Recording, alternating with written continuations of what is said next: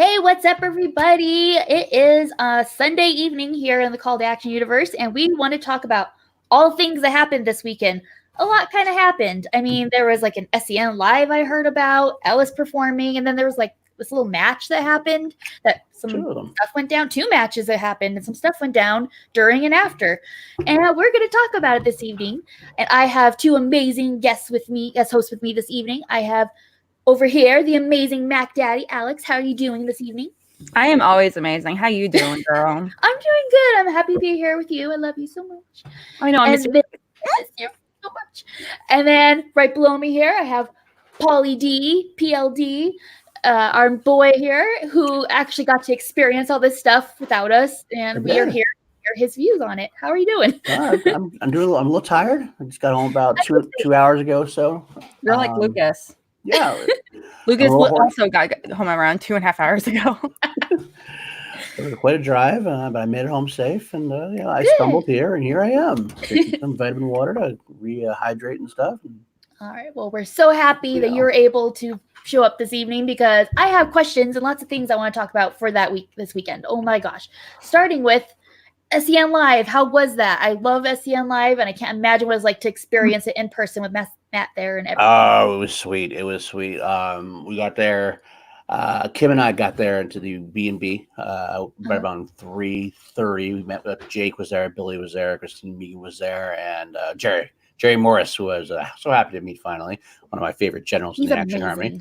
Just as good in person as he is online. Sweetheart. It's true. So I was happy to see him. We didn't have a whole lot of time there to settle in. We went right over to SEN Live where we met the first surprise. Well, surprise to everybody else in the Action Army but me. But Sari was going to be there. She was right there to greet us. And she told me about 2 weeks ago. We both tried to hide it, and we both tried almost because she wanted to make it a surprise. I would have quit my job if I had known. I needed more study in my life. Okay. I don't need more of my job in my life. Exactly. Live events. Okay, this is the importance of finding out she's there. They're way up here now. Working. And, money and all that good stuff is good. But I mean, but Sadi, sweet baby Jesus. He's up here. She told me to keep a secret. It was her decision. I said, I can't. I would have quit my job to go up there and see her, man. Come on. But it was great. It was great to see. That's where I saw Lucas and this is something I'm going to highlight. I'm just going to leave this up here and not say anything. Well, anyway.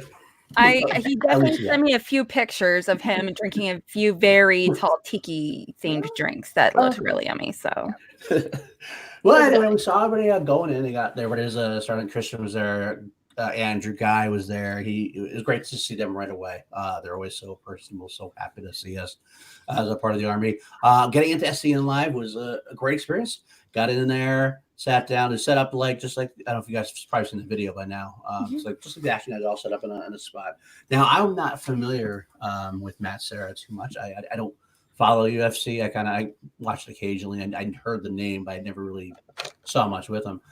I gotta tell you, I hope this guy is on SEN more if they could help it because he was a riot. He was probably the best part about SEN Live. His rant on Knives Out. Knives Out. Oh my god. Had me. Thank you.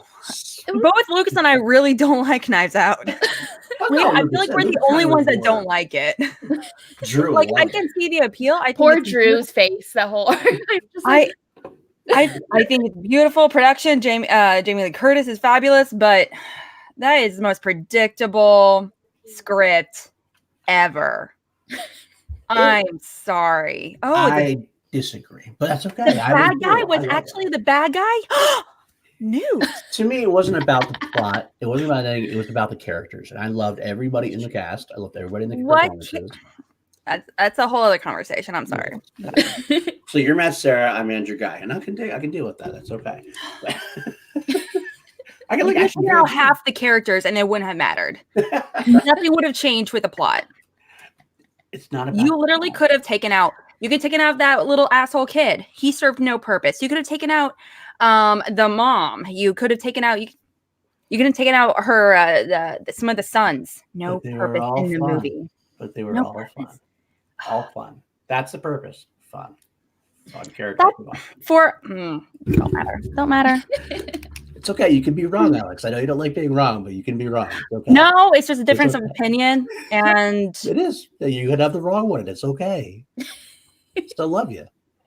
But anyway, we'll get past eat this shit, now. Paul. I love you. Anyway, but yeah, Matt was hilarious. Kate was great live. She was just as energetic. I've never seen a more energetic mother. Let me put it that way. Besides my own wife sometimes, but she is just a pure ball of energy, pure ball of fun. She loves seeing us. She loves seeing her fans. That was really. It was just a great atmosphere overall. And yeah, Jake got some call outs, of course, with this. Saw that. Yep. They got his call outs. Everything else. It was Put this on Jake's tab. I'm trying to put on Jake's tab. I can try to put on Jake's tab. That's the story that's going to get out. I might as well tell the story now and get ahead of it. After SEN Live, well, I should actually mention first, and I'm going to, because since your man brought it up, he had a few drinks during SEN Live, and about 15 minutes before the show was over, he was sitting next to me. And like, if this is him, he is like head down on his knees, basically. That gone. And I'm like, ooh. So by the time he got up, Kim got him some water real quick. Kim's so good at that. We nursed him back out to the lobby area, and then he went to the bathroom, and then he came out, and we rallied, and he was good to go for Mark Ellis later on. So yeah, I know he was pretty sober. He was good the rest of the night. Oh yeah, he was good after that. Yeah, but like when he hit he was actually very similar to that when we were over in LA in December. Oh, is that what happened? He fell asleep mid-match. I know, I'm not kidding. It was the middle of, I think, the team match where he was just between Founding Fathers and Shazam, and where he was like head down, and he's like. That was perfect. I wasn't sure if he was sleeping. And I was like rubbing his back, and I'm like, I know this is Pat. He's got to go to the bathroom or something like that. Drink some more water. I'm like, he's fine. He was. He's not gonna be sick or anything. But I was like, this too shall pass. But then 5 minutes later, he's hulking out. That's what he was. The rest of the night, he was fine. He was all ready to go. With Smets. That's all it takes. But after I see it live, the real quick story here is that I walked outside, and I actually heard about this at first. Belford was sitting there with Jake and Mike Aguilero, I think he's pronounced it. He's a fan of he's a fan of Schmoedown, and he's also a fan of us, I guess. And so he came up to Billy and Jake. He was like, "Oh, you guys are Call to Action guys, right? Yeah, you guys Call to Action guys, right?" And they were like, "Well, yeah, we're on the podcast, great." He points at Jake and goes, "You're Paul Denuzio." And Billy goes, "Yes, he is." Then he tells him, so the whole rest of the time I see him, and that actually would have been fine. It was a slip up. I introduced myself. So basically at that point, I became Jake and Jake became Paul for like the rest of the weekend. And Billy's going to hold on to it. Billy's trying to make this stick. So he's just going to keep calling us different names at this point. That's why he's updated in the chat, huh? I was wondering. That is what happened. That's what happened in the chat. Started changing the chat names and everything else. The funniest part is like, okay, so he admits his mistake, or he sees it. We tell him what's going on. It was funny. It was all good. We're cool. Everything else. He wants to get a picture with Kate Mulligan about half an hour later. He goes up to Jake. He goes up to Jake for his camera. He's like, "Hey, Paul, can you take a picture?" So he doubled down on it again. And it just became a running joke the rest of the time. But we love Mike. He's a good guy. He seems like a really fun guy. And so he actually seemed embarrassed about it, but we told him, like, we don't go. It's who we are. We love it. It's funny. So, but that was the end story. Then we went to Mark Ellis again. Phenomenal. Got to see sat with Frankie. Ellis is so good live. Frankie Jenner sat with us at this one. And we got to see. It was kind of cool because like the SCN crew sat in the back corner. It was like Christian, Bagel Boy, let's see, Bibbs, the kid, RB3. They're all there. Oh, finally, by the way, let me tell you, RB3's laugh in real life is even better than it is on screen. I love him so much. He should have like one of those like the Joker t-shirts where it's like ha ha ha ha ha ha. Yes. Only with like an icon of his face.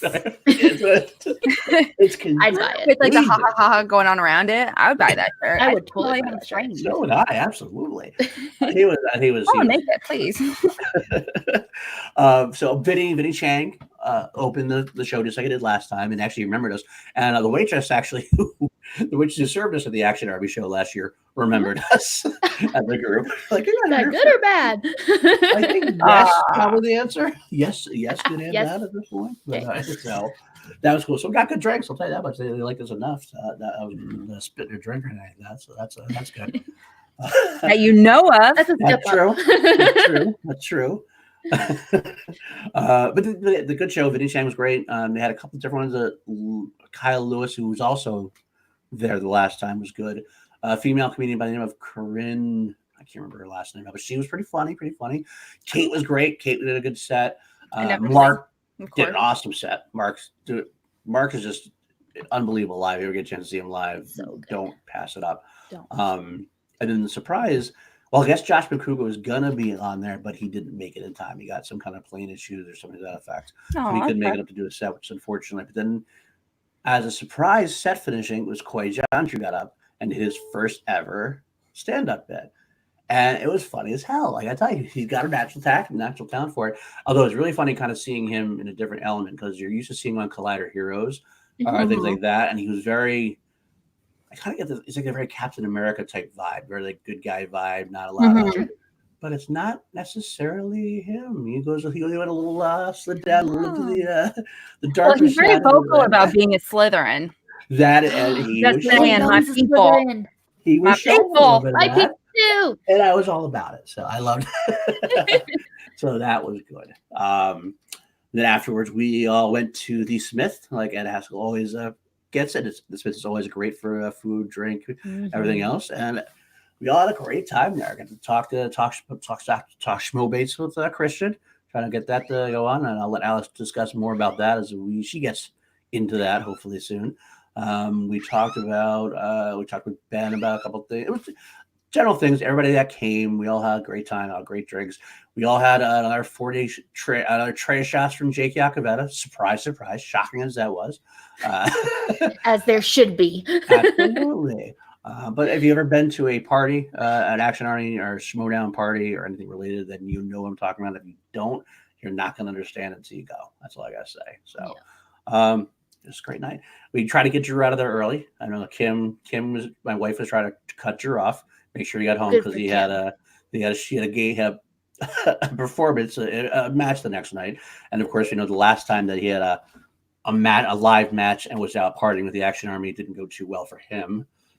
So I guess I should take some blame for Drew losing to the digital wheel because we were out doing 21 tequila shots the night before. This time Kim can take all the credit. Kim can take all the credit this time and say, I'm going to make sure you go home. So that's good. But it was fun. Good for Kim. Real MVP. Yeah, it was really MVP. So that was great. It was great. It was a great time. So that was the first night. And then the next night was we didn't do anything all morning and just went right to the show. Same place as it was in January, which is the Roulette. It's a great little place. It's much different than I forget where the other one was in Manhattan. It was I forget the name of it now. Much different place, much more a little smaller, but a little more. It has a nice little the way you go in, leads you right into the meet and greet, and then right inside it's a nice little auditorium with a balcony and everything else. So it's a very fun, intimate environment. You can see everything from where you are. The energy was Electric. Electric. I wish I just scoped out a little bit of the live stream. I didn't get a chance to really watch, so I kind of like skimmed through a little bit. And I tell you, I don't know if there's like noise dampeners on that every time there's a live stream, but every time I watch a show on a live stream after I was at the show, it's the crowd is so much quieter than the live stream. And I tell you, it's not the way it is because the live stream, when you're in that audience, it is loud. It is packed. People, we roar. We get excited. And we did. When the Army is together, we're very loud in general. We're very obnoxious. That's the accurate way to put it. Yes. We make ourselves be heard. That's for sure. Especially we have opinions. We want them heard by people. Show our support. Especially when we're involved in and we're more heavily involved in the match. Now we are big Schmodown fans and get involved in every match. But when our boy is there or one of our rivals, we actually had a conversation with Billy and Jake. It's almost that some of the Action rivals are just as much our rivals more than they are Andrew and Ben's. For example, we had a rivalry with Roca for a little bit, and that was based on the top 10 in the action. Absolutely. But the rivalry with Kalinowski was more us than it was ever really Andrew and Ben. It's true. Are we choosing to get Mike? And because of Mike had his fun with us on the Facebook and everything else. Mm-hmm. But it kind of become like we have an Action Army rivalry. And now Myra Burnett has kind of slipped into that role by basis of betraying our Lord and Savior, Andrew Guy. So that was the first big pop.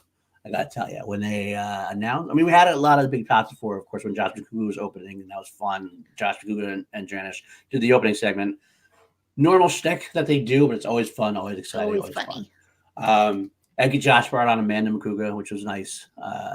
It was nice to see her on Sport on Stage, I think, for the first time, I believe, but I'm not sure about that. But then we got Christian and Mark coming on, and they got their big applauses. But then when Robert Brian Burnett gets announced, the place was definitely booed. Like we were booing up a storm. We were telling him he was garbage. We were telling him to get off the stage. And of course, he is loving it. Eating it up. Eating it up. Eating it all up out of the top of his head. It spurs him on to even higher. And the funny thing was, at one point later on, just jumping ahead, at one point later on, he actually went up and talked to someone. He's like, we're okay, right? And like the actor guy's like, yeah, we don't hate you either, right? We love you. Yeah, we actually really love Burnett. We actually a good tie. He's a good partner, a good sport about it. He's very fun. But he was on his game, booing up a story, like making us boo him very well. Yeah. If you watch our reaction video that's coming out later this week after it's announced for everybody, we're booing him on the reaction. Good. Mm-hmm. We got to see James White for the first time. Officially for the first time in this Schmoedown, the Golden Boy, and he was able to he's doing a little pickup with. He was able to side with Burnett and to be a little good sidekick there. The Robin to his Batman, or a little dark side version, I guess, and that was cool. But then they announced Drew Guy. Place was on fire. On fire. Now, here's the thing. They're trying to make Drew into a babyface a little bit. I don't think it's going to work for him ever being a full babyface, but he can be a tweener. But now it's kind of funny because I hear Christian on the stream. He's like, oh, look at that. He's getting cheered. He's always getting cheered, whether he was a heel or not. But now they're trying to turn into a face. They can say he's a face because he's getting cheered. It's the old Rock syndrome. He's the Rock. He's always being, doesn't really change what he's doing, but everybody's loving him so much and everybody's clapping so much. You got to kind of make him into a baby face, so to speak. Is there a difference between a baby face and a regular face? No, it's just a baby face is the longer term, face is the shorter term for it. Oh, got it. Yeah, I always for a while I thought baby face referred to like a new baby face, like a new face, like someone that recently turned, or like a rookie face, right. Like Robert Meyer.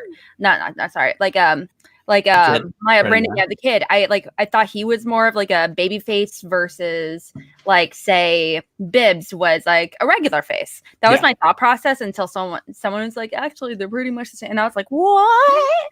Basically it's a nickname, it's a shortened version of it. That's all it is. Yeah. Makes sense. Yeah, makes sense. So that match was electric. I gotta tell you, even though Robert Meyer Burnett definitely studied a little bit. Yeah. It could tell. I was like quite shocked. I'm like, really? I mean, we almost had a double blueberry. You're carrying yourself here. It was clear that he's been, I don't know about training per se, but it's definitely clear that he does have a really solid knowledge base.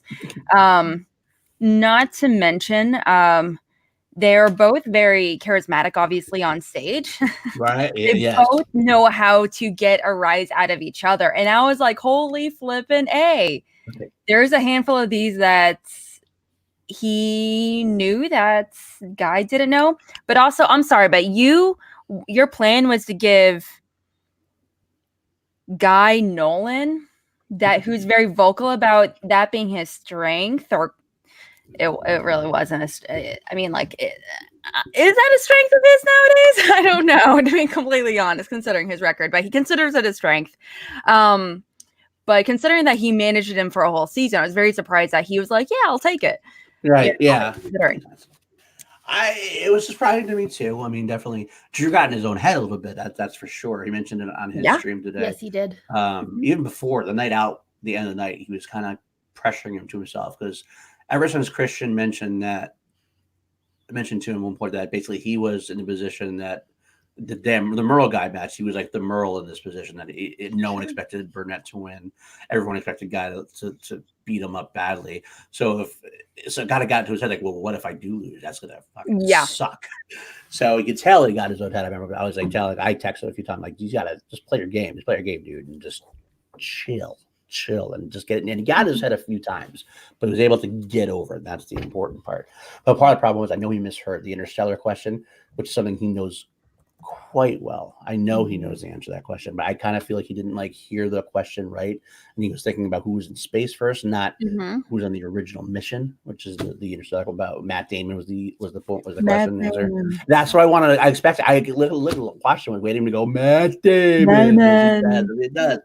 I was like waiting for it. I was very surprised. There was questions on Nolan movies. Like, I don't like Interstellar, but I knew that answer, and I'm like, how you both are very vocal about how much you love this movie. How do you not know this answer? Right. And I was very surprised. So, but when I understood that he didn't have that question, I was like, he's kind of in his head right now, and the scores are a little too close for my liking. So I started getting a wee bit nervous. I'm not gonna lie. But they both did really solid. I mean, during the first rounds.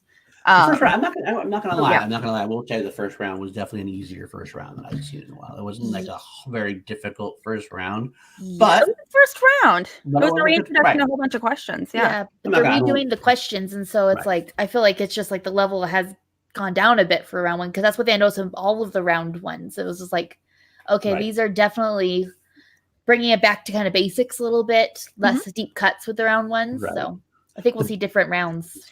Also, with the introduction of so many new rookies, I'm sure that's a big process as well. I mean, so many new rookies going into it, it might be a little more difficult for them to compete right out the gate on such a high level. Like, not every rookie is going to be an Oyama or a Chance. That's the way it is. So they might be thinking to themselves, maybe we need to make these questions a tad bit easier, so they introducing him and doing some much more general questions. Right. It could be. The best part about it was that they definitely kept up the characters. That's the best thing about any Andrew Guy matches. No matter what's going on, he always takes the time to slide in something, little bits and pieces. Like I one of my favorite bits was when Christian said, "Shut your ass" to Mark Ellis. And it's guys say, No swearing, Christian. It's okay. Got a great pop. Good job, Drew. Keep him in line. And the other moment was great too. Of course, Robert Meyer Burnett. He's a manager, but he has these flubs. He doesn't even try to go multiple choice. He's like, I don't know. And instead of going to multiple choice, even Guy says it later on. He's like, he needed Burnett to go multiple choice. He might have known the answer, but he not out. He's like, he tried to shame him into going into multiple choice, but it was too late. And it felt he even admit on stage, like, yeah, I need you to go to multiple choice there. Yeah. I don't know what's going on. But. Alternatively, Guy didn't do all that great during his second round either. Well, Kurt Russell is not his category. He said exactly. I mean, they both. With that in mind, they both didn't do great. With it being Kurt Russell is very hit or miss. Obviously, he's done. I mean, I did a reaction with my dad. That was interesting. Oh gosh, that was interesting. Hopefully posted soon. I had to film it on my phone because my computer was being weird. Anyway, regardless, there's some really interesting quotes in there. But even but my dad, I was explaining to my dad, the different slices and categories and everything, and he was like, "Oh, it's like German films would be a category," and I was like, "Oh God, no, please!" Otherwise, the only movie would be like Das Boot or something. But like Kurt Russell is to my dad in particular, he was talking about how easy it would be. But then I was like, well, I mean, if you think about it, I mean, he's made movies throughout multiple decades. He's been in comedies, rom-coms, action, adventure. He's been in dramas. I mean, he's been in so many different things. So when it comes to a lot of these really big name actors with him or Sam Jackson or something, you have to keep that in mind that there's such a wide array of content that you can really go big range. It's true. Huge. And a lot of people thinking, I know a lot of people in the audience think that choosing those, like some of the actors and actresses kind of slices, they would be easier. but Not necessarily. they're stingers. They can be real stingers. Yeah. Yeah, also especially you could be a Kurt Russell aficionado. You could like love Kurt Russell stuff. Absolutely. And there's Yeah. like a random question from a movie that you're like, I saw that Kurt Russell movie. I love Kurt Russell in that movie, but Mhm. it's a detail that you wouldn't think of for whatever reason. Yeah, And it's so they never see, never really know. There's Action Cat. I heard Action Cat. Action Cat. I know. I was just saying, hi, buddy. But Did you hear him again?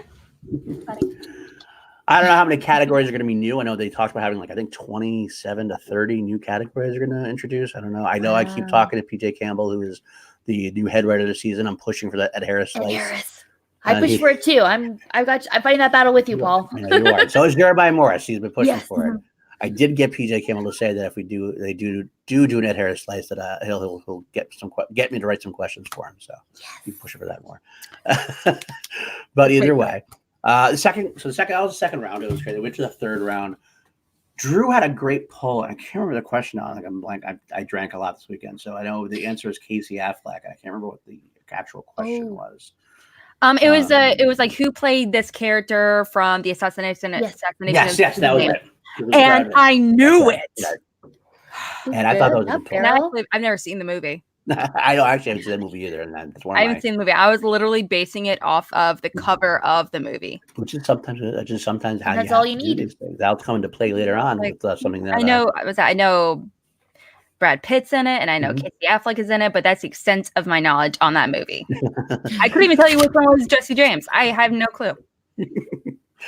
So I don't actually know much. I've never seen it either. I've never seen that either. So I was not when it was a Brad Pitt category. I was kind of surprised. Yeah. I was like, oh man! But Drew pulled it. I was excited that Drew pulled it.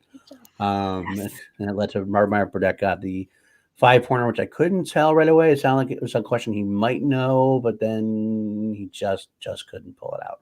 And of course, Drew wins, goes nuts, and then comes Phoenix Calderon, who is also at CN Live, by the way. Phoenix Calderon, Matt Serra's co-host occasionally on his podcast, and she was a great interview. I mean, I love Jessica Jen Serger. I love her. I missed her terribly, but she did a great for someone who was like pinch hitting. It was a solid placement. I think She seemed like she did. It sounded like she did the research. She did.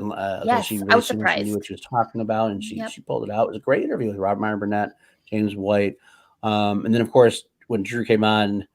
It's always Drew being in character, and that's why I keep saying, even as an attempted face, he was doing shit that was just energetic. It's in his exciting, blood. inspiring. He brought the phone out. We're all getting up there. He's talking about doing it for Dollface, because that's why he had the Dollface shirt on and everything else, and he was doing it for us. It was great.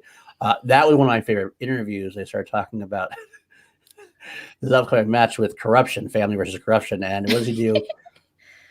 Says Chance's teammate. Won't even name Mike Kalinowski.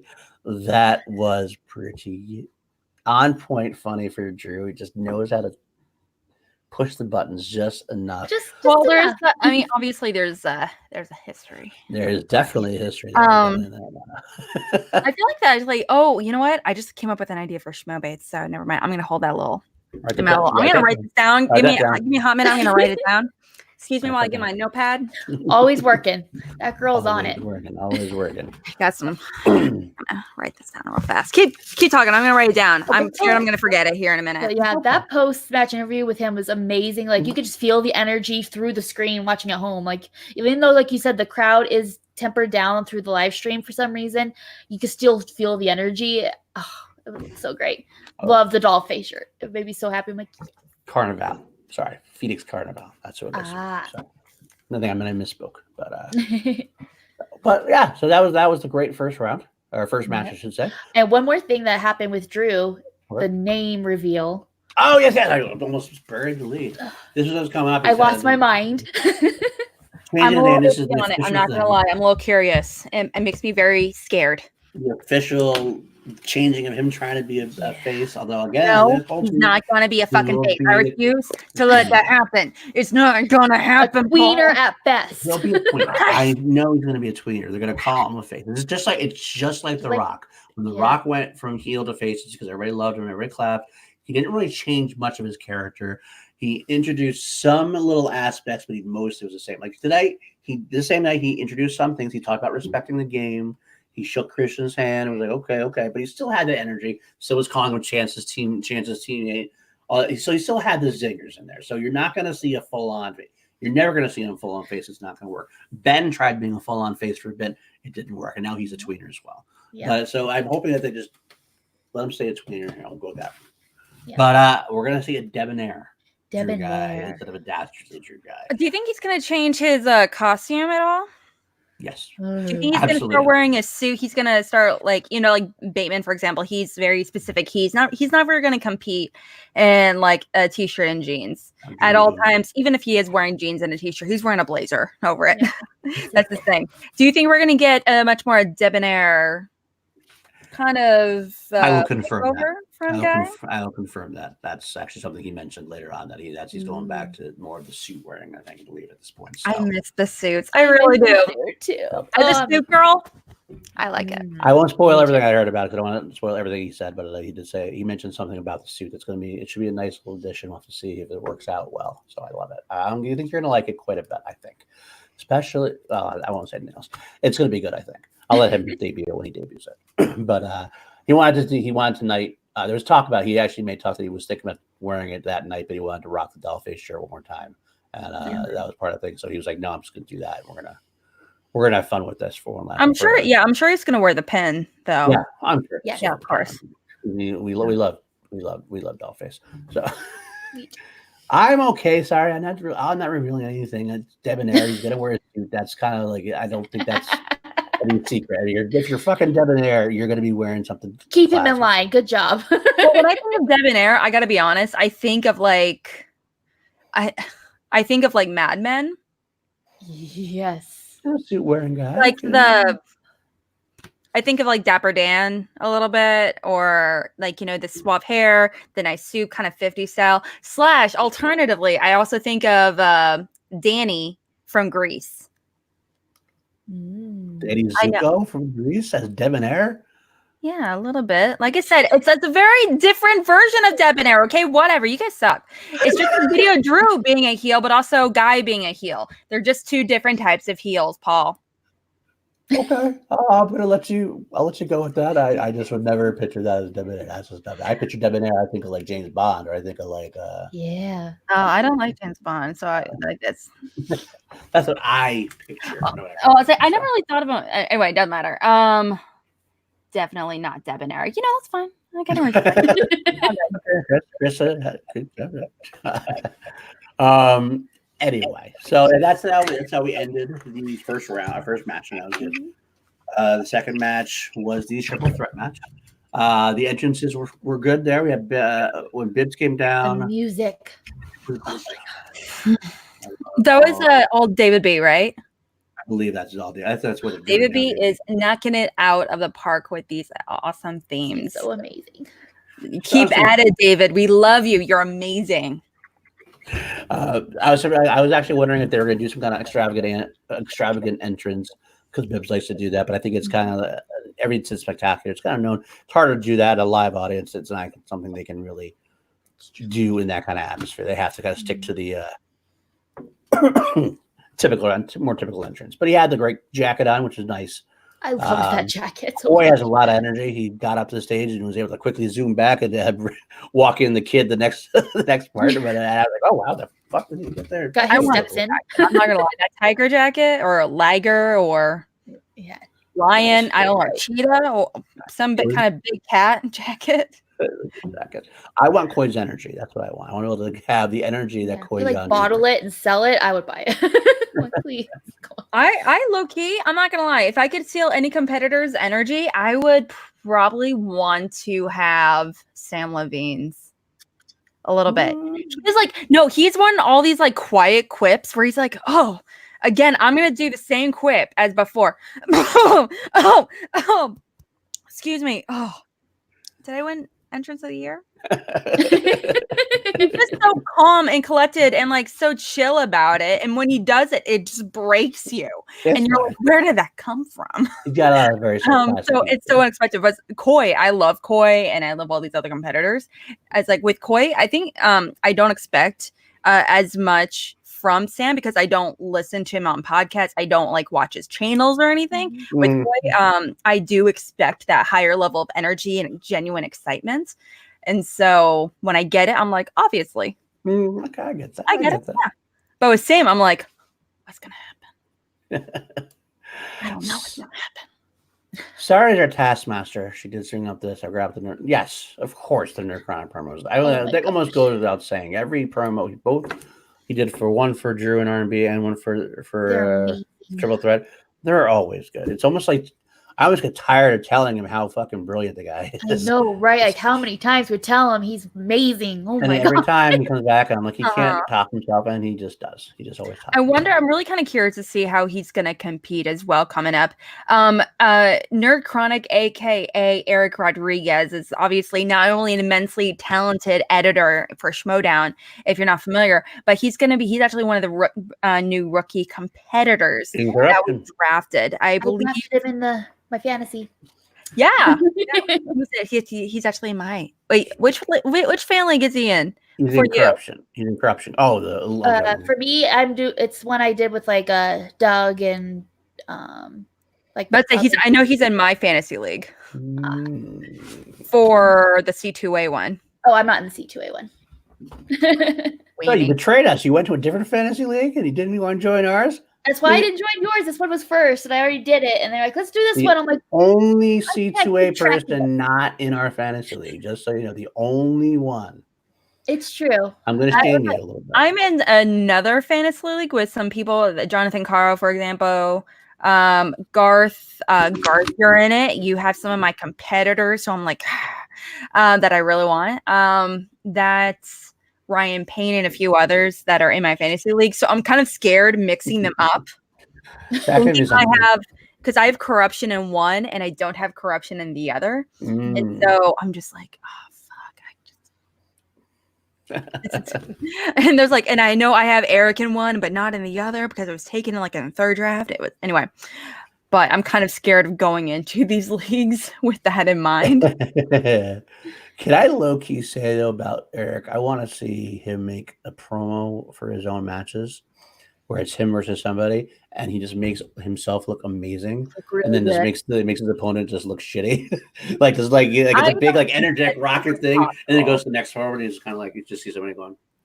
I would love that being like part of his sort of character, just, you know what I mean? Like every time that's his episode, it's just totally different. Like all the rest of the one, it makes sense. It's even. It's builds tension, and then the ones with his episode, it's just like Eric Rodriguez, amazing, and then there's this person. And then I guess or you just catch him in the middle of editing something, and they're like, "Dang it, Eric, what are you doing?" And he's like, "No, you can't take it away from me." And he turns into this villainous editor of Schmodown.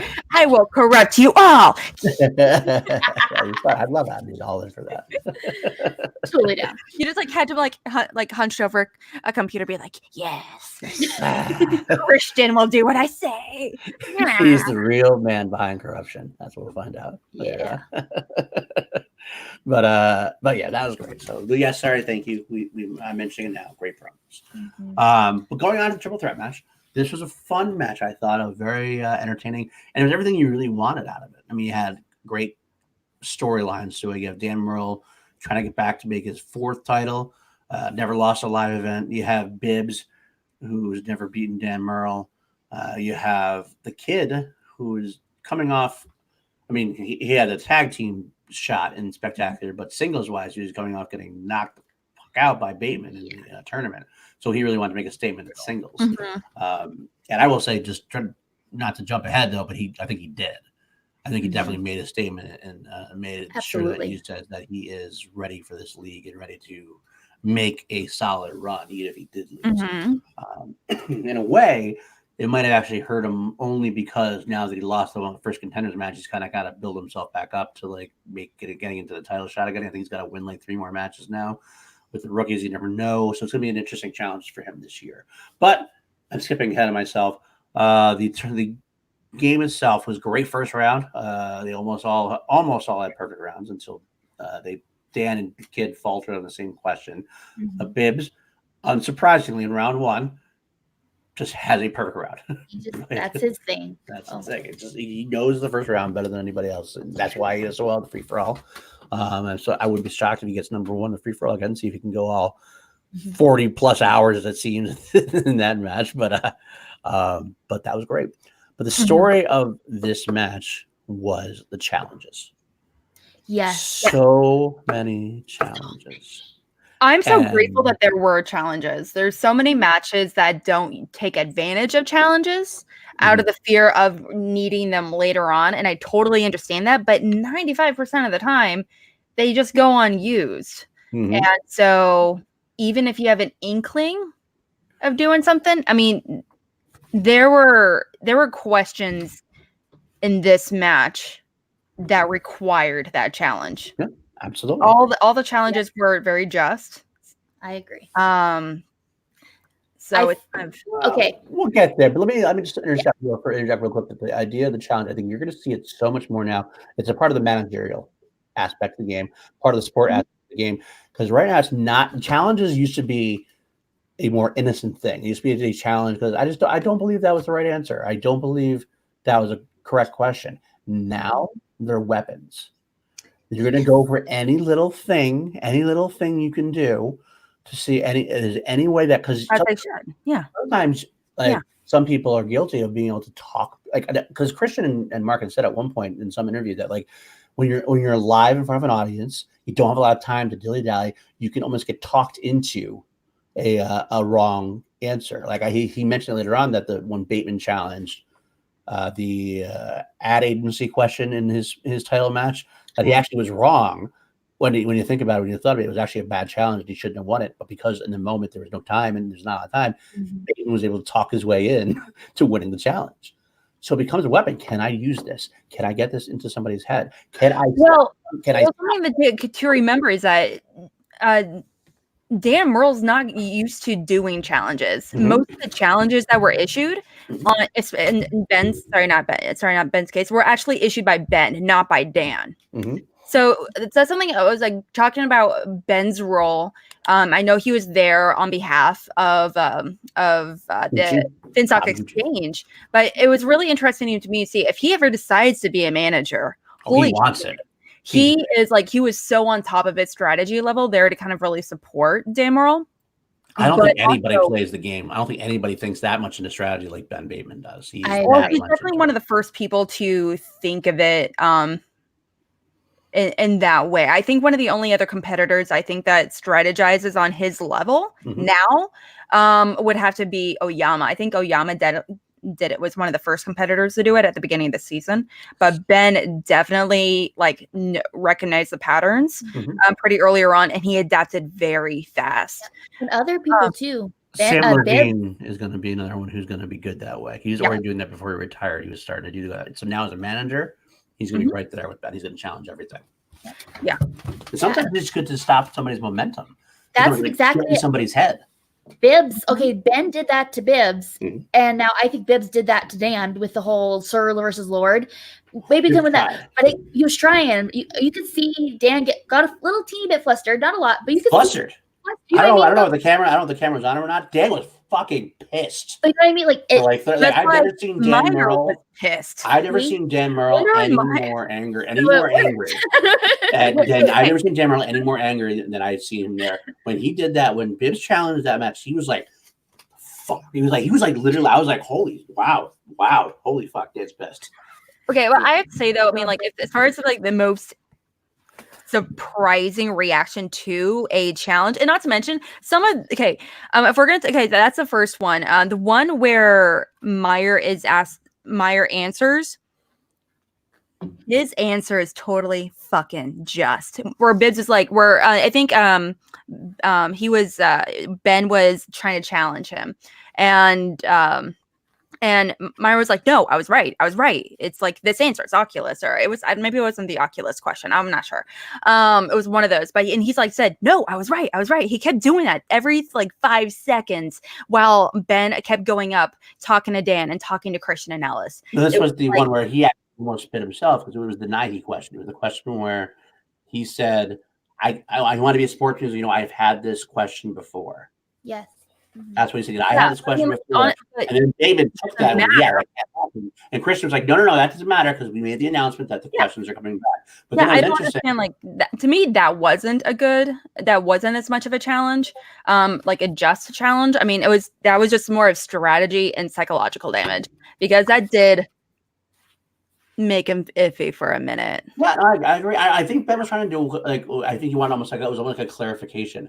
Like, yeah, they're going to reuse questions. They already knew that though going into that. But the question was, he specifically. I'm sorry. Did he specifically mean that even if you got the question, that you could have the same question again, kind of thing? Like, Yeah. But I think it's a way to clarify that you kind of got to check the rule book. You got to, when you see a rule book, you kind of got to check and see if there's loopholes anywhere. I think that's what it is. If you can do it this way during a match, Bateman's going to do it. And you're right, because Brendan saw that and he took it. And I think that was the most heel we've seen Brendan go. He started going like he was started going into it. Behavior though. That's not heel. When you step up like that, he was ready to go, no, get off the stage. Get off the stage. He's like, get off the stage. That's not heel behavior. He was just standing his ground. If you're yelling, being like, "Hey, you're an asshole, stop," that's still out of character for him. Sure, but that doesn't mean he's a heel.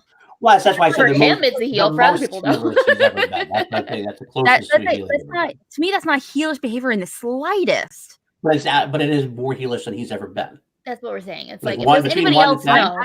But it's him. It might be a 2. I think he's been heelish, much more heelish in the past. But Really? I definitely think so. He's kind of similar to Bibbs, where he's I don't like to say he's condescending, but he'll be like, he's done matches like, yeah, he played really, really well, and then he played me, and he didn't do so well. So Bibbs, I actually will agree with Jake Jacobez. He has like that's the kind of insult he threw. He has inner heel excited for you. I'm also excited for you to lose today, so it's gonna be fun. Well, Bibbs has the inner heel. Insult. That's to me. That's more heelish. No, I agree. Be like, no, what? It's real. I'm right in this. That's heelish. Now, you put Bill Earth on the wheel. That's what the kid was saying. He was talking about wheel choices at that point. So that's where he kind of got a little bit more of a in there. That's what I was. But either way, yeah, I see both points. Either way, it was much more antagonizing than he's been in the past. Whereas he usually would be like, okay, let it happen. Okay, he was definitely more animated about it. But. Yeah, for sure. It was very interesting to see Bibbs. I've never seen a competitor use a challenge for someone else out in singles before. Well, it's kind of like the same thing Ashley did. No, exactly. That's why I say singles versus. Oh, it's singles, right? I mean, he definitely was challenging his interaction. In teams, and honestly, with that's the first time I ever seen that happen. Period. In general, and so seeing this happen, I do. If there was ever someone to do it, I'm not surprised in the slightest. It's Bibbs, but at the same time, at that point, I feel like Bibbs already feel like he's about to lose. So at that point, his thought process going into that challenge, I think I was actually talking about this earlier with Lucas, is that he's not so much doing it for Meyer to get that bonus. It's just so Merle doesn't get that potential extra point. Yeah, that's what I think Ben said that later on too. Yeah. Similar, he was going for that. Makes sense. But the funny thing is, like, it affected more than you'd think in a couple of things. 2 things. First of all, Bibbs was eliminated by 1 point. Yeah. Which means he lost that point too. It's true. Secondly, the thing that I haven't seen mentioned by too many people is that during the interview afterwards, we know that we aren't going ahead. We know Dan wins. Dan tied Bibbs's record for singles points for 27 points. Yes. For 27. So with that challenge, he lost a point, and he would have gotten it. Yeah, 28. He would have broken the record. He would have broken Bibbs's record. Yeah. Okay. I see Bibbs's point now. Now, I don't know if Bibbs actually thought that through, but it is but it worked out. Interesting. I think it's definitely. I think it's pretty cool. I just don't think it's the question gets brought up is that does Bibbs do that if it was anybody but the kid? No. Why would he? But that's the point. That's what Bibbs' mistake is. It doesn't matter because you know what? He is not your teammate right now. Yeah. The kid is not your teammate right now. And that's where Bibbs makes a mistake. You don't. If you're going to play in a 3-way, you got to play to win, and the kid is your immortal enemy for this half an hour or whatever it takes. I stand by it. I don't think at that point. I think he was like, I might get a few more points, but at this point, he thinks that it's between Bibbs and Meyer. At that point, he's like already outed himself. So he was still close. He wasn't that out of it yet, though. It's probably gonna be between these two. I didn't do so hot during this category, so it's probably gonna be then too. Maybe, but I mean, it wasn't like he was like 5 or 6 points down. He was only like 2 points, 3.2 points down. Still the lowest of everyone, though. But by 1 point. I mean, the end of round 2 was 17, 16, 15. It's not like that's insurmountable. Like 2 points is not insurmountable in round 3. I don't know. It just seemed like he was not that far out that it would be. If he was like down by like 7 or 8 points or something, then I could see that. Just people have been KO'd at that point, though. I don't buy. I just don't buy that one. I can't see that happen. I mean, I could be wrong, but I think he was doing it for the wrong reasons myself. Yeah. But yeah, challenges definitely that whole round were like insane. The one that I was so happy, I'm like, Ben, challenge it, was the question that was a casting or question, or like somebody challenged it. Or the challenge about Beverly Hills Cop and that stuff. Yeah, like who was I'm like, that's rumored. Not. Yeah. And that question bothers me. I don't like that that's a president now, that's an okay question, because that's not really technically a studyable question. Or even by watching the movie, you wouldn't know that. Yeah. That is movie news. It's not even, it doesn't wouldn't matter anymore now. I mean, it's not exactly public knowledge. I think if you work in the industry, that's totally, that's obvious. Yeah. I was like, I could study that if I was in Shimoda. You know what I mean? Like, I didn't like that either. And then Ben but also, if we're going to be opening questions out to casting news and shit like that, I mean, it's how far back do you go? Like, who is the potential Miss Mary Poppins in 1964? Yeah, absolutely. It's kind of a. Outside, was it Audrey Hepburn? I don't remember. Yeah. I was like, shit, like what? How far does it go? But not only that, I mean, how far into hypotheticals do you get? I know a lot of people are asking slices regarding studio slices, like A24 films, right? Or things like that. And I'm not a huge fan of that personally, just because it is muddled. Like, studios buy and sell movies all the time. So that's just me. So it can be a little bit of a gray area, but that in box office slices is, I'm sorry. I like the idea, but that is ridiculous. Bonkers. It's true. Yeah. Real quick, Jeremy Miller makes a good point. Like, I would even rather have box office numbers than rumors, because that at least is a consistent number that will show up on IMDb. That's studyable. That's saying it wouldn't, though. It changes all the time. Movies are reintroduced again and again. Would that include DVD sales? If the movie is resold to another studio for a couple more million, would that count? What about domestic versus international? Would we go into different regions? Well, you could clarify it. You could have a specific thing. Sure, but how far would it go? Would we need to know about the specifics of every single Marvel movie? Depends on the question. Depends on how the questions go. What's the box office for Japan for Thor Ragnarok? Yep. I just like what? Exactly. I just feel like questions should be something that if you watch the film and possibly either look through the credits or go IMDb, you can figure it out. If you can't, then I don't feel like it should really have a place in Showdown, because it's not, it's not studyable. It's not something that common knowledge. And that question, I was flustered during our reaction. I'm like, seriously, that should not be a question. What about unconventional awards like Best Kiss? We're gonna have MTV Awards, right? MTV Awards. Yeah. Or that's hand-holding scene. That's good. It's those are verifiable. So it's a very slippery slope. I don't think you'll ever see one that far down the slope. But it's a good point. It's a solid point. Yeah. Well, I just mean like a lot of it's very hypothetical and very arguable. So if you go into slices or whatever it may be, that's very arguable. Not only that would be more challenges, which I think would be wonderful. Please take advantage of more challenges if you're watching this as a competitor, please. But how far would it go? Like, how far back through the decades and everything would it go, though? It'd be interesting to find out. I think I would like to. I think see some things try though. I wouldn't mind attempts. I don't mind attempts at questions. At least that we get it out there, we see it happen, and we go, okay, this isn't working. We can't have that. Well, since it is just so arguable, so easily arguable both sides, there's no point in asking a question like that. Fun. I see that. Yeah. No, I mean, like for amongst us, that's one thing. But in a thing where it's like a win or lose, you need a definite answer. Was this person cast in the movie? Yes or no? No, it's not worth it. Because you can argue it's both sides so aggressively. So it would like split the audience so much. Okay. Like, and so Ellis, I can picture Ellis and Christian being like, let's just not even do that. It's just too much work. Too much work at one point. Too much work for PJ and his Let's save crew. that for Schmobates. There you go. Plug away, my girl. As always, you plug. And yes, that's true. As long as we don't have porn on the wheel, we'll be fine. I don't think we'll have porn on the wheel because we should bring it up before. They have a new partner now.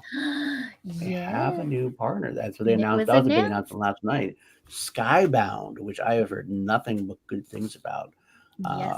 Basically, content creators that get to keep control of their content, which is everything Christian wants. You don't want him to he doesn't want to lose that creative control, but they're going to give him the backing that they need, and that's a very exciting news because we have a lot that can come from that. You know what I mean? Yes. That could be more shows. That could be more possibly international shows. That could be better studio space. I think that's the first thing that's going to go. They're trying to get some more studio space. Yeah. Potential. I wonder how recent of a development it was. Like, did they hop on like right before the draft? Was it a reaction to the draft and like a lot of the buzz that circulated, or is it something that happened like 3 days ago? I don't get the feeling that it was that. I feel this was in the works for a little bit. I know Ben mentioned on his stream today that they've had a lot of potential deals that they had been talking with, supposedly with names that we would recognize, some like production company we'd recognize, but no one really wanted to make the right deal with Christian. I kind of got the feeling though from the talks that this has been going on. There's been like in the talks for at least like at the end of last season kind of thing. I think getting it into this, that's why the announcement was here. Now I don't know that for sure. This is not like me saying that makes sense though. But that's the feeling I had when I was talking to everybody about it. So. They were there too. That was the good thing about it. That was the cool part about it. There was a couple of these Skybound representatives there. And in fact, Meg Sanborn, if you ever go to a live event, you know who she is. She really helps basically direct the live show. She helps everybody get in, helps everybody out, runs logistics.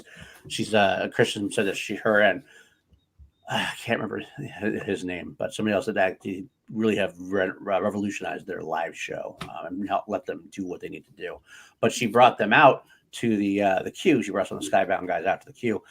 Found Sari and asked Sari to explain the Action Army to the Skybound guys. And Sari gave a nice long definition of what the Action Army is and what we mean. And then they got to witness it firsthand, and supposedly they love the show, which is a good thing. You always want to keep your investors happy. Yes, of course. And also, who doesn't love Schmodown? That's like true.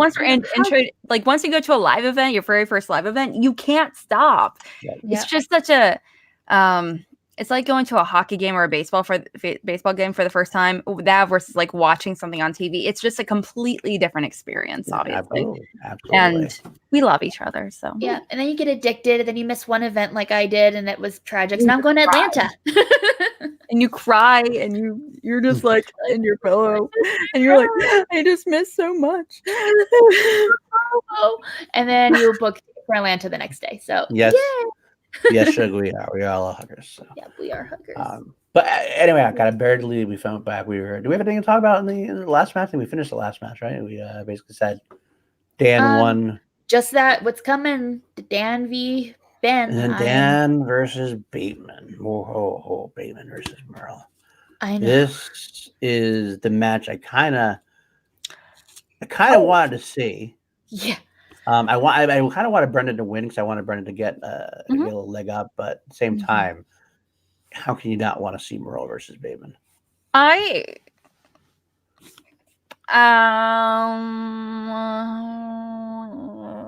excited for it. I'm going to be totally honest. I love Merle winning. I think he's fantastic. He deserves every single win. He works so hard and he's so knowledgeable and everything. It's just so expected at this point, though.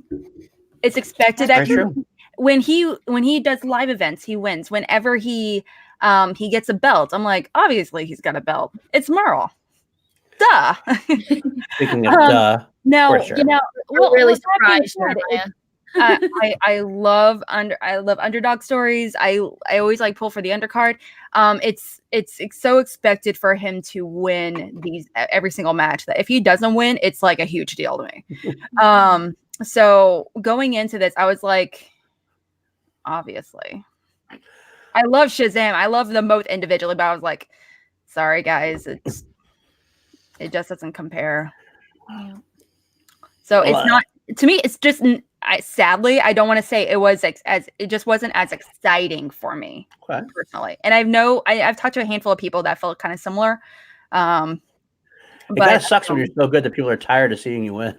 well, it's like Derek Jeter or any like really amazing athlete or performer, like with Drew, for example. I expect a certain level of charisma, of energy, and same with Koi and all these. I expect a certain level of excellence. Right. And same with Merle. I expect all this. I expect that knowledge to be there. I expect him to be amazing. And if he doesn't do amazing, then I'm like, huh, that's more surprising to me than to him not win. Right. Exactly. If that makes sense. That does. Yeah. But Merle versus Bateman, though. Yeah. Who you got there? Tell us who you got. I don't know, because if it was anybody else, Bateman's defending. It's fine. But he's gonna get. I'm worried he's gonna get dammerled, as the new term has been put. You've been merled. Like I have faith. I think Ben can do it. I think it's gonna be close. I'm scared. I don't Are want you Ben. going Ben? Are you going Ben? I'm going Ben. I'm gonna have faith that Ben's got this, but I'm scared. For some reason my gut's telling me that Ben's got it. Oh, yep. I'm a little distraught that it's gonna stay in the Finstock exchange. I'm okay with it staying there as long as it's Ben that has it. Well, I mean, I'm okay with. I love that Ben has it, but I'm like, damn it. Can it go to anyone else? Nothing works. Can it go to the Den? Could it be to anyone else? Heck, it can go to Swag. You know, it can really go to anyone else. So I was like, oh, it's Finstock. It's Bobby Gucci. Obviously, excellence. I expect excellence, guys. You think it was interesting that Bateman manages Merle to victory, and then now has to face him. Oh, interesting. And so that would be the conspiracy theory. I think it's probably honestly more true that Rocha couldn't make it, and Bateman just was the more, because Bateman was going to be there anyway. That just made the most sense. But that being said, can Bateman use that against the situation and maybe use it? That's how his mind works, yeah. Because I wouldn't put anything past Bateman. I think that Bateman's a trickster. He wants to use every trick in the book. Whatever he can do to win, he's going to do, because he wants to be on Rushmore. That is his intended goal. And he believes, and I don't know if I disagree with him, that if he went all year this year, defended the belt all year, and he maybe even won the tag team titles with Who's the Boss, by the end of the year, he would be at least in the discussion, if not like with Riley. As far as the Mount Rushmore, like the top 4. Mount Rushmore. Yeah, no, I mean with Riley. With the tag team belt, yeah, yes. Who's the Boss? But when defending the belt, like the singles belt, defending the singles belt all year, and maybe winning the tag team belts with Riley. Who do you think would get kicked off then? Of Rushmore, I don't know. I think he said he would be number 5 at that point. It'd be like right. There's no such thing as 5 Rushmore. No. He'd be that much closer to getting on Rushmore. That person, the he'd be like, because right now he's down Mount Rushmore. Right? Because who would you kick off? I don't know who you have on. That's always a big discussion we always have. Yeah. And Merle's on there. Cushing's on there. Then after that, it's kind of Rocha's been talked about being on there. I think he's definitely. What about Mike out there? Mike's definitely not on there yet. I'm sorry, Cal is not. He'd be up in like the mid range, but he's definitely not in Mount Rushmore. To me, he's like right up in there. That's how I feel. He's not there yet, but he's. Yeah. He's in the top 10. He's had the IG belt multiple times. He's had team belts. I mean, he's definitely in discussion. I mean, but he hasn't really defended much. I Well, Roka has defended his belt once successfully, so more titles though too. Though because he's got tag team champion. He's got a couple of singles belts reigns. Whereas 3 belts. 3 belts. So he's had some. Same as Kalinowski. But Kalinowski has never won a singles belt. Well, he's won 2 IG belts and a team belt. But has he ever that's defended? still 3 belts. Has he ever defended? For our IG? Yeah, I don't think he defended for IG. Well, I mean, like Roka's only defended it once, but he's been talked about being in the Rushmore since the beginning. But also, you got to say that Kalinowski's had one good season, one real good season. That's a hot take right there. Now, ask me he did all the stuff he did. I feel like this is a whole other conversation. Like, okay, so this also the conversation too about like. But you also what got to throw in. Rushmore, does character get you on Rushmore at all? Because my storyline, I feel like my hot take that I had to say. in that case, does Merle deserve to be on there? Well, that's okay. Well, that's a totally. We have to define the Mount Rushmore. But the Mount Rushmore. You know what? Scratch that. Let's have an episode dedicated to creating the Mount Rushmore. But the general Mount Rushmore. Let's make that like an actual solid episode of nothing but that. The Mount Rushmore that is definitively as the Mount Rushmore that is generally talked about is about the trivia knowledge of the championships. I believe the character should be, but I think that right now, if we're going to have that discussion, it's going to be a character Mount Rushmore versus a trivia Mount Rushmore. And if we're talking trivia Rushmore, then I'll tell you right now my thoughts are Merle, Cushing, Roka, and probably I want to put Harloff on there. But why? For creating it? As the chairman, I think he is. I mean, you have to talk about Ellis too, though, so it's kind of tough. I mean, Riley would have been. Riley was one of the ones I would put in there at one point, but it's been like because he was the original, which is why I give him the Yodi Award. But then you got to talk Levine also. Levine's up there too. It's true. So it's kind of that right now. It's hard to tell who the four is, but I think you'd have to go. I think I'd have to put Levine on there. I think I'd have to have Merle, Cushing, Roka, Levine. I think that'd be my 4 right now. Well, I personally think if you're going to be on there, you have to be a combination of things. You have to be a combination of belts, solid storyline, and character. You can't be all knowledge. And that's you can't be all character either. It's exactly. Like I love Guy. I think he's amazing. He's by far my favorite competitor of all time. Mm-hmm. Is he going to be on Mount Rushmore? Maybe in the future. He's not now. He'd be on the character Mount Rushmore. He would be in the character Mount Rushmore. He was my number 1. But that's not what we're talking about. Right. But also with Merle, I feel like he's not a buddy. What are you doing? Ah! Sorry, my cat. That's okay. That's okay. But also with Merle, he doesn't do character like at all. He's like, this is who I am. And that's awesome. Yeah, that's true. And well, Cushing never did a whole lot of character. She definitely got better on the mic as she went along. She did story though. She had a great storyline, absolutely. And she deserves to be on there just for her knowledge alone. I mean, she destroys everybody. I mean, there's people, I think right now that the GOAT talk is between Merle and Cushing. And I think Merle will only solidify himself as a complete GOAT without question if he wins the IG belt. If he goes in the IG league and wins the IG belt, then he's solidified as well as the definitive. I feel that if Rachel hadn't retired, she would be turned into the official GOAT because not only does she kick butt in IG, kick butt in singles, if she was going to teams, kept going, she did have storyline. I feel like she could have been a solid contender for being the GOAT. I absolutely understand why she retired, but my heart broke because. Absolutely, I think that's a possibility. I mean, but at the same, I mean, I don't know how you ended up with. But I think at this point, why is Sam okay? So Sam, I understand Sam is he's like I said earlier, he's by far one of my favorite competitors of all time. He is one of those competitors that have a team belt and singles belt simultaneously and defend them. Never lost them. Yeah, he retired with them, and that's like it's always unheard of. Now. He only did that. He only had them both. He defended them and he retired them, but he only had the 2 belts. Does he technically? I mean, why would he be on it versus someone versus Kalinowski, who's won 3 belts? Levine was more dominant during his career. Levine is dominant. Kalinowski has been streaky. He's gotten his belts. All credit to him. But then he gets knocked the fuck out by Spets. It's spectacular. I mean, knocked the fuck out. That's a black mark. You can't be a goat of all time and be that knocked out.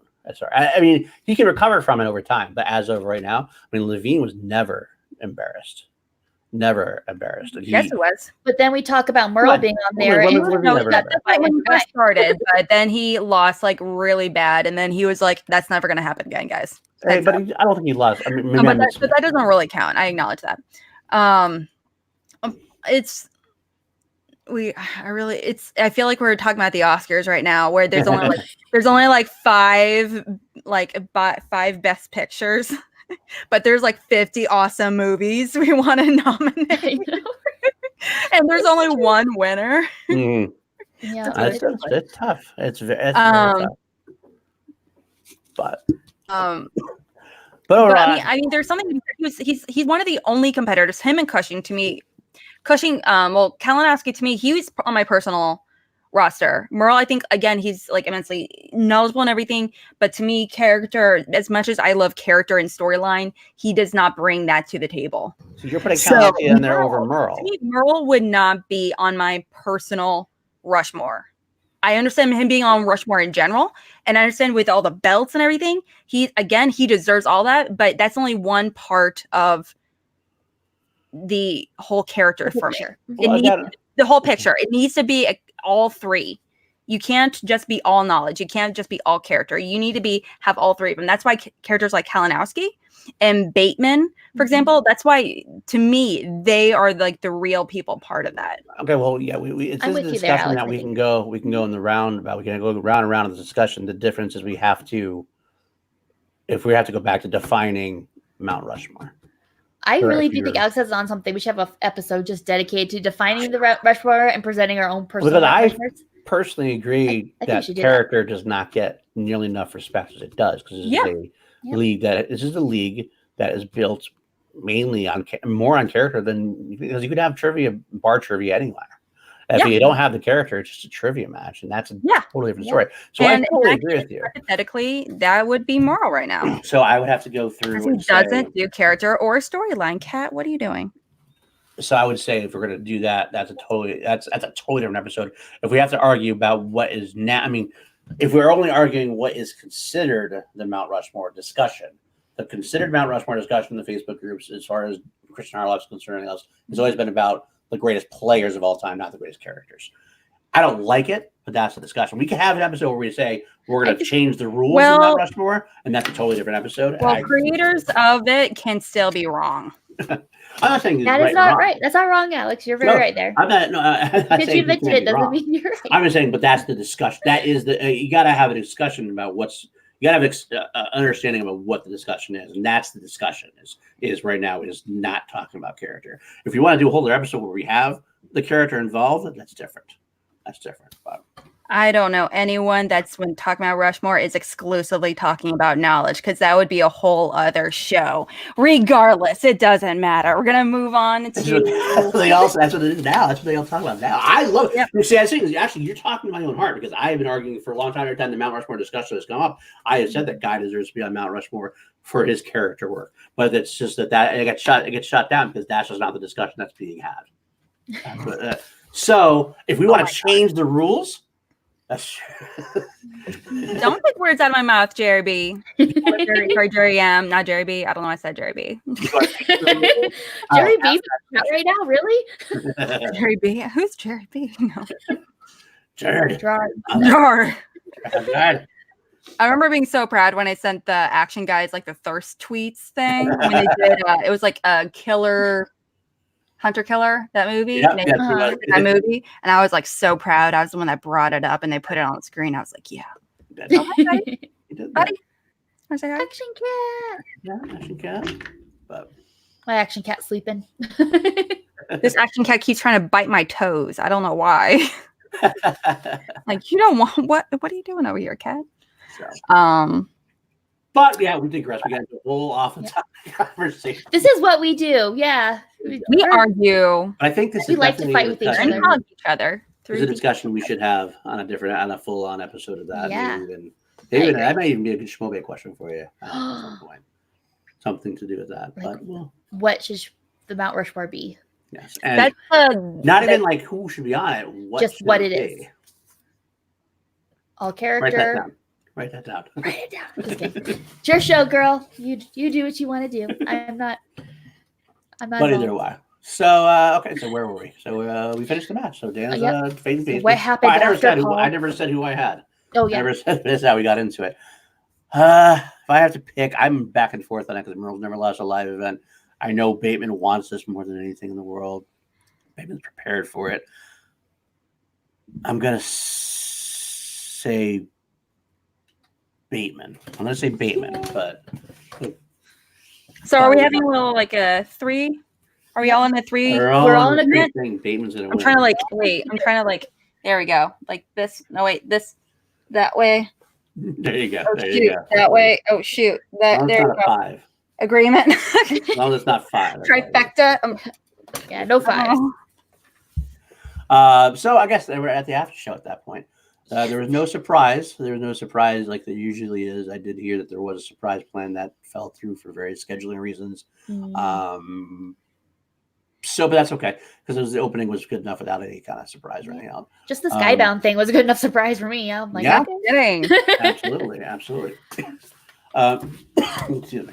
Then afterwards, we went out to Video Drew's bar, the one she works at, and she invited everybody out. It was a hot, sticky mess at first, very crowded. But then once it cleared out, it was a lot of fun. A lot of people were there.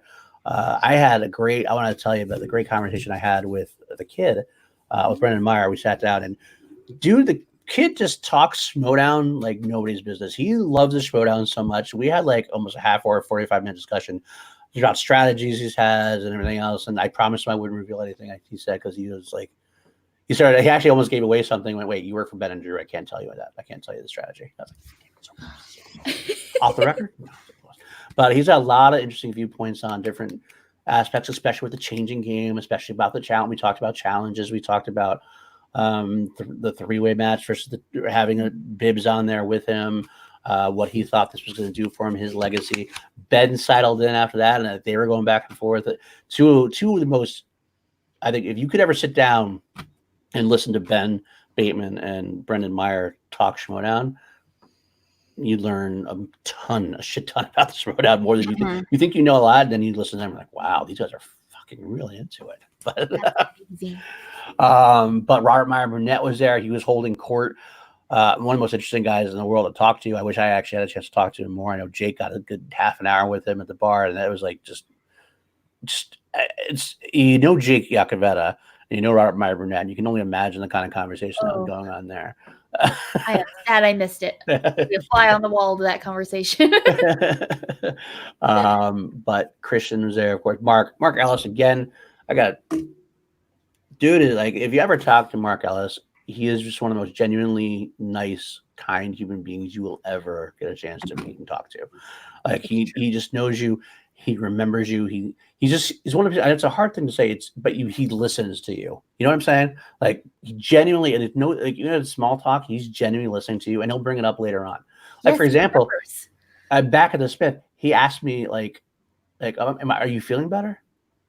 And like, I mentioned like once randomly, I think it might be on our podcast once, that I was sick or something. I was struggling a hard time. I didn't talk about it like almost anywhere else. And he came up like, yeah, I know you have asthma. I know your chest cold was lingering and stuff. And I was like, this dude is just like this genuinely nice, best guy I've ever met in my life. He's so great. I adore Mark. He came up to me after we were about to leave the after party for the awards, and he's like, "Hey," he grabbed me. He's like, "I just want to tell you, you guys are killing it. Just keep doing what you're doing. We have such, you're rocking it. You were amazing." I'm just like, "Thank you, Mark. You just made my life. It's great. That's better than the award." It was very much fun, and they were very much appreciative. Same thing. Christian Mark's always been very, very appreciative of us as a community, as the Action Army, as a community. Yeah. And we're there in droves, and we came out like we always do, and hope more people come out and be in support because we join us. We're a good time. We're always recruiting. Yeah, and we have a new general. We have a new general for the Action Army. Carl Newell is our first British general. He came over. We had a great night with him. He took on the Jake Iacovetta role at this bar. Got us all like 30 shots of Fireball. I think he did. I was thinking it was Fireball.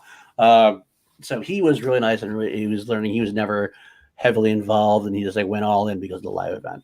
So many people went all go. That's the thing. If you go into the live events, you go down that rabbit hole, and it's just you don't ever come out because it just becomes a big family. Yeah. Yeah. It was phenomenal time. I had a great time. So I don't have more stories. I don't have more specific story than that. I will say, I get to hang out with Kevin Smets, who was there for a little bit. That was a fun time, even though he didn't appear on camera. He was out there he went out there for the journey to go to New York and everything. And so he was fun. Always great to see the Smasher. He was talking about his match with his upcoming match, eventual match, I should say, with Mara after they rescheduled that. He's looking forward to that. And I'm looking forward to that. I can't wait to see that match. Yep. I want to see how Mara does as far as like, it seems like she left when she left, the IG scene kind of exploded a little bit more, and a big, much stronger division than when she left it. And I don't know, I always feel like it's similar to when Dan Murrell left the first time, and when Dan Murrell came back and lost Drew because it was kind of a changed game a little bit. So I kind of want to see if I also wonder if there's like a certain level of regret because she wasn't, when she played against Kalinowski where she lost the belt. I know she mentioned it where she wasn't feeling great, like physically. She felt really, really bad. It was like that match between Cushing and Mara, and it was like they both were like on the verge of fainting, and Cushing was just like, give it to her, I don't know. I mean, like they were both like completely exhausted and sick, and they just couldn't reschedule it, unfortunately. But I feel like Mara, she's really low-key competitive by nature, and so her not being able to give like 110% like she knows she could, physically, mentally, she doesn't at this level where IG is. She wants to bring her A game. Yeah, absolutely. I mean, if you're going to compete against someone like Smets, you better. Smets is on an unstoppable roll right now. A+ game. He's rolling over opponents left and right. I'd be scared shitless to face Smets. I'd be like, white flag. I'm like, absolutely. But the IG division is so wide open. Right? Just have a white towel handy, white sheet, pillowcase or something handy at all times. But then you think about that division, it's actually almost stronger than the singles division. You have Smets, if Mara comes back, you have Robert Parker is going to make an amazing debut. I can tell you right now. That's a hot take. Now that's a schmobe question if I heard one. What is the most important league? I think honestly, well, it's kind of interesting because the singles division will always have the prestige of being the crown jewels, just like wrestling. But there have been times during the ups and downs where the Intercontinental belt, which is the secondary belt in the WWF or whatever, was a bigger draw. Like WrestleMania 3, Hogan and Andre were headlined WrestleMania 3 as the heavyweight championship, but the most talked about match was the Macho Man Randy Savage versus Ricky Steamboat, which was the Intercontinental Championship match. So it's amazing how that can ebb and flow. I think it's a similar thing here. Singles can be very much the draw, but IG can be a very strong division. So and also, as a person who has young children, my kids, they only watch singles and team stuff if it's Ben and Drew. They love IG because they actually know some of the answers to the questions because they watch those movies. So I think it's also a fairly accepted to the masses category as well because they know those questions better as well because people love MCU, people love DCEU. And the singles league has got classics, got Oscar movies, things that general knowledge people might not know. So IG, now that it might be coming more to the masses, might skyrocket in popularity because I feel like it's the most digestible to not movie people. I feel like that is the exact argument for singles. Because I feel like personally, I enjoy a lot of those movies. I love watching all those movies, but I feel like a lot of the questions are so in depth. It takes me out of it where it's very difficult for me to, I don't want to say relate to the competitors, but it makes me very like, this is on a whole other level. I couldn't even begin imagining to compete. Versus like singles, I'm like, I can play along. It kind of like, it makes you kind of feel a little more hopeful. I've seen a lot of these movies. So I mean, it just maybe depends on like which side you're on. Yeah. I can definitely see both. I just know that the explosion of IG has made it much definitely an interesting division to watch. I want to see Hannah come back. I want to see Chandru. Got to see Robert Parker. If Merle goes into IG, there's just a lot of storylines there. And Kalinowski's coming back. If Kalinowski can concentrate on just IG or just if he concentrates on one division, I think he'll be back up to challenging for the title again, possibly. It's interesting to me how IG is considered. I don't want to say the side league. Like Star Wars, I feel bad when I say it, but it's considered kind of a side, like a extra league. It's because it's not as played as often or anything. And I feel it's kind of like how Merle, he's like the big ones, teams, singles. Those are the big leagues. And now for fun, I'm going in IG. Everyone thinks they can compete in IG. They can't compete in IG. They think they can compete in IG. Merle's a whole different conversation, obviously. But a lot of people think they can, I think I can compete in IG. They can't ever compete in IG. Unless you're Robert Parker. Yeah. Hi, buddy. Yeah, I agree. Well, any final thoughts about the New York weekend before we move on to the next segments? That's just from everything I can remember. I mean, I definitely damaged some brain cells at one point, so it might be a little hazy, but it was fun. It was all fun, all good. So, all right. Well, I am going to move on to our segment of Call to the Network, which we talk about shows that are upcoming this week on our channel. We have some pretty great stuff in store for you guys. First, we'll start with Paul talking about a certain show called Chill we have on here. What are we having happen on Chill this week? We are having Andrew DiMolanta, a very Star Wars competitor with an entrance that arguably should have won the entrance of the year last year with X-Wing. He's actually our competition now also, as he's a great new podcast. He has a Behind the Schmodown, him and his wife. Oh, I know that, but I mean, I thought he was completely omitted since he's a competitor. I don't know if that's true. That was never, from what I've heard, that's not necessarily true. I mean, it's awesome either way. I just never really thought of it as competition, but the rundown is SEN official kind of thing. But the other, like the competitors, they have their own pockets. I think I've never gotten any clarification on that, and we haven't really needed a clarification on that before. But that would mean Janine Machine Mondays is up there. Andrew's behind. That's a great podcast. I've listened to a few of the episodes, and it's really. I'm not someone who likes audio only myself, but it's a fun podcast to listen to. I know I'm not rooting for the enemy, so to speak here, but he's a great guy, and he deserves he definitely deserves listening to. So, yes, yes, before David, yeah. So we'll definitely shoot out for Damon as well. We actually had contact with Andrew first, so that's what we went with. Andrew's great, which is one reason why I asked to be the third on that one. So you will see me on Chill this week too, because and I will announce now, I can say it announced because of this weekend, not next week, but the week after, we will have Mark Ellis on. So that's going to be a big draw for us as well. I can't wait to get Mark on there. He's going to be a lot of fun to talk to. I can't wait to get your questions ready for Mark Ellis as well. So those are our big two Chill things. We got a lot more in the works. And now that the Mark Ellis is one I've been working on for a while, trying to hammer out a date with him. And he's been kind of a domino. He's been like that for domino. Once I got him locked in, I have a bunch more I can get into shape now. I'm still going to hopefully get the John Roca one in soon. That's the one I'm going to work on next, try to hammer out that one. And a couple other ones that we got going on. Hopefully, Bagel Boy himself has made we've talked to you. Kate Mulligan, I talked to you. She wants to be on, and I love to have Kate Mulligan on. She's a sweetheart. Funny lady. So a lot more in line for Chill, but those are the two official ones we have lined up. Andrew DiMolanta tomorrow and Mark Ellis in 3 weeks or 2 weeks, not next week, but the week after. You know what I'm saying? Yay. So that's a Chilled action with Andy. All right. And then later this week, we have a certain show that is beloved by many, including Christian Harloff himself. Alex, what's happening on Schmobates this week? My cow will be clawing around my feet, aren't you, buddy? That's what he's going to be doing. When we're having Schmobates, we actually have some Schmobates every Wednesday. Where I'm actually going to be doing a little bit of something different. On Wednesday, we're actually going to be having two amazing competitors known as Whitney Seibold and Chance Allison. So that's going to be pretty amazing. Now, the thing is, we're actually going to be pre-recording it. So we're not going to be doing it live just due to time constraints. We won't be able to do it live, unfortunately. We're going to be recording in the early hours of the morning. But yeah, so they're actually going to be what we're going to be doing. We're going to be having Chance and Whitney are going to be, buddy, stop poking my pants. the Lord. But they're actually going to be judges with me judging the 2 debaters that are going to be in my show. Now, if you're not familiar with Schmobates, I actually host it every week, like I mentioned. But it's a movie style fight themed around big Schmodown questions.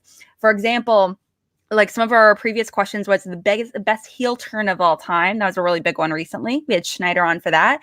Other ones included what competitor or Schmodown personality would be the best person to take with you on a road trip cross country. So in my case, it would be Silvestrini because she's amazing in every single way and has really great taste in music and food. And food. She'll know all the places. So he's so fucking knowledgeable in every way. But, answering really cool, fun questions around Schmodown and, throughout the ages. So it's going to be really fun. Please join us this Wednesday. And we're going to be dropping it that late afternoon, early evening, potentially on YouTube. Exciting. I can't wait. And as you guys know, we have lots of other shows on our channel. We have AAA Live that pops up every once in a while, so we may have one this week. We'll see what happens. We have Hotcakes that occasionally happens. If anything controversial happens, some stuff that was kind of controversial happened at the live show, so we'll see. Maybe that starts at Hotcakes. And then Ladies Night, I know that I am dying to spend an evening with my 2 girls, so I need Ladies Night with some claw. That's what I need. I need my girls. We need to chat. So that is in the works, and we will keep you posted when we're going to do another Ladies Night. It probably won't be almost 6 hours this time. It'll probably be an hour and a half. But you never know. I don't know. Ladies Night is very unpredictable, so yeah, keep an eye out for that. All right, we have one more segment that we will do, which is questions from the chat. So get your guys' questions in real quick. It could be anything. It could be Schmodown related. It could be just, hey, what movies are you guys watching? It can ask us anything as long as it's not creepy. So get your questions in. I will answer all the creepy questions myself. Okay, fine. We'll answer some creepy questions if you really want to go there. I'll field all of them. So. All right. So while you guys get those questions in, let's say where people can find us. So Alex, where can people find you? You can find me running the Call to Action Twitter handle known as Call to Action Pod, Whammy over there. I like to post very regularly, and I like to think I post funny stuff sometimes, although not always successfully. So please follow there, and we can hang out. But I also I'm involved with a whole bunch of groups, admins for a whole bunch of the fan groups, Burning Droogs, the Action Guys, a whole bunch of stuff. So we have a lot of stuff going on. All right. And Paul, where can people find you? I'm on Twitter at Paul_Denuzio. I'm also running the Team Action Ben Andrews Patreon. They have hit their highest level of patronage recently, and that's been very great to see. Oh, nice. Wonderful. Yeah, our pitch has been getting higher and higher. Some great content with them. They're going to be they're a little delayed because Ben has to go away for a business trip for a couple of weeks. When they come back, they're going to hit that Patreon behind the scenes of the New York event, the full-on analysis of everything that went down that night. So that should be interesting, hearing Guy's take on his match and hearing Bateman's take on managing Dan Murrell. So but a lot of other content with that. You can also find me on the Action Industries YouTube channel with Class Action, show I do with Richard Eric Jarvie, also a fellow call host of ours, I should say. And we just did a show this week where we did a small review of the Bad Boys for Life, and we took on Will Smith versus Will Smith, the younger career of Will Smith versus the elder career of Will Smith. And that's a weekly show Friday. So that's generally where you can find me, and I'm also in a lot of chats. I've been moderating for Roxy, for Riley, for Roka, and I guess we're going to start monitoring for Koy Jandrew now too, if we made the connections right. Just at this point. So you'll find it. Say hi to us. I'm very nice. If you need a moderator, ask Paul. We'll slide around somehow and get into all the chats. So. Sliding into all the chats. So. All right. And you can find me at KelseyKins90 on Twitter and Instagram. I also run the Call to Action Podcast Instagram, so you can interact with me there when I do post. TeePublic, we've got merch. Hopefully soon we'll have more merch, so check that out. And yeah, you can see me. I guest on a lot of other shows. I'm here a lot, and I like hanging out with you guys, so you can find me. All right, we got questions. The first one, I love this suggestion. We have a 24-hour episode of Ladies Night. I'm not me. Do it, Alex. We could just lots of energy drinks and claw. We could survive. We could do it. You know what? We can sleep in shifts. A little bit. I got some bang in my fridge. All right. Let's see what else do we have. What do you guys think is thinking will win at the Oscars? I know who I want to win at the Oscars. I am going to fight. I don't think he's going to. I want Adam Driver And I do really not. bad, but I don't think he will. Any Why- awards in particular Go ahead. you guys can think of? Oh, sorry. Go ahead. I apologize. No, I go ahead. predict 1917 is going to win the best film. That's my prediction. That 1917 wins best film. I predict Joaquin Phoenix is going to win for best actor. Yeah, I think so too. I don't want it. I want Driver. Those are my big two that I'm looking forward I to. want my boy. I'd have to look at the other categories. I'd have to look at the other categories to really go through. I can't think of it off the top of my head. I don't want to piss back. I don't want to pick best actor. I can't remember all the ones. All right. Going off of that, do you think Parasite should and will win Best Picture? I think it probably should. I don't think it will. I think 1917 is going to win it. I loved Parasite. I thought it was a brilliant film. But I also love 1917. I thought it was a brilliant film, so I won't be sad if it wins. I But I think love Parasite.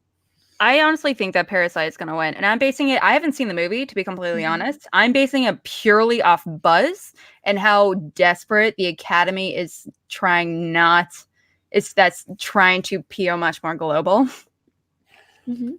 They're desperate to appear more global.